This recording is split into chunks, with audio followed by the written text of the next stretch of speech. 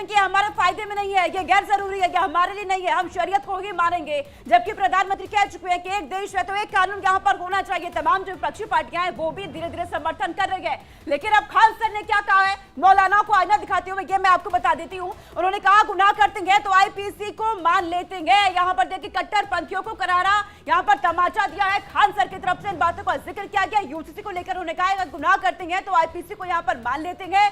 तमाम बातों का जिक्र खान सर की तरफ से किया गया है, क्योंकि लगातार देखा जा रहा है मुस्लिम पर्सनल लॉ बोर्ड की तरफ से इसका विरोध यूसीसी का किया जा रहा है। जबकि इसको लेकर के तमाम जो विपक्षी पार्टियां वो भी कह चुकी है कि संविधान में ही नहीं था ये बात तो कि एक ही अधिकार एक कानून होना चाहिए। पर्सनल मामलों में शरीयत मान लेते हैं, यहाँ पर यह जिक्र किया है, क्योंकि लगातार कहा जा रहा है कि आज मुसलमानों की तरफ से कि हम अपना शरीयत कानून ही मानेंगे। शरीयत में गुनाहों के लिए सख्त सजा है, अगर क्योंकि शरीयत का जिक्र किया जा रहा है कि हमारा शरीयत कानून है और हम उसी को मानेंगे।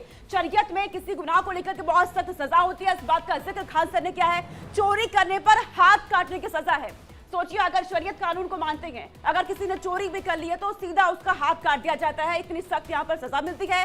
चोरी करते हैं तो आईपीसी मान लेते हैं। ये इन बातों का जिक्र खान सर की तरफ से किया गया है। खान सर जो कि यूट्यूबर हैं, इनके वीडियोस आपने देखे होंगे। ये तमाम बातों को लेकर के वीडियोस बनाते हैं और वहां पर अपनी बातों को रखते हैं, विद्यार्थियों को पढ़ाते हैं। लेकिन अब उन्होंने शादी करनी हो तो शरीयत मान लेते हैं। इन बातों का जिक्र किया है। यूसीसी को लेकर के करारा तमाचा यहाँ पर दिया गया है उन मौलानाओं को जो लगातार यूसीसी का विरोध कर रही हैं। बिल्कुल, और साथ ही साथ खान सर ये भी कहते हुए नजर आ रहे हैं, वो डर भी यहाँ पर जाहिर कर रहे हैं कि किस तरीके से वो अगर ये कहते हैं तो कैसे मुस्लिम समुदाय, खासतौर पर वो लोग जो हिमायत यहां पर दिखाते हैं, वो किस तरीके से इनके विरोध में सामने आ जाएंगे। तुषार हमारे से होगी इसी खबर पर आप जुड़े हुए हैं, सीधा उनका रुख करते हैं। तुषार, क्या यहां पर अब किस तरीके से यूसीसी को लेकर एक सरगर्मी बढ़ी हुई है और किस तरीके से एक एक के बाद बयान आ रहे हैं, कुछ लोग समर्थन, कुछ लोग विरोध में हैं?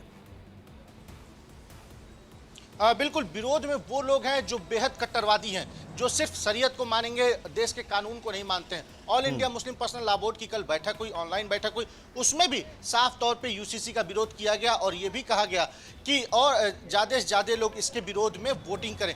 यानी कि वो देश के कानून को नहीं मानेंगे, वो संविधान को नहीं मानेंगे, वो अपना कानून खुद चलाना चाहते हैं। वो चाहते हैं कि उनके हिसाब से कानून चले, वो ट्रिपल तलाक कानून करे, वो लव जिहाद करे, इसके अलावा वो हलाला जैसे जो इतने टफ कानून शरीयत में बनाए गए हैं उसका पालन करे। मतलब उनको आईपीसी सीआरपीसी से कोई मतलब नहीं है, उनको देश के संविधान से कोई मतलब नहीं है। वो अपने हिसाब से यहाँ पर कानून चलाना चाहते हैं, अपने हिसाब से लोगों को सजा देना चाहते हैं। वो चाहते हैं यहाँ पर वकालत की गई है यूसीसी का खान सर की तरफ से भी आपके पास लौट रही हूँ मैं। सुरभि हमारे साथ बनी हुई है। सुरभि, क्योंकि देखिए खान सर अगर किसी बात का जिक्र भी करते थे तो उसका एक बड़ा असर होता है। अब उन्होंने यूसीसी का समर्थन किया है, लेकिन साथ ही ये भी कहते हैं कि शरीयत कानून इतना सख्त है, चोरी भी आपने कर ली है तो आपके हाथ काट दिए जाते हैं वहां।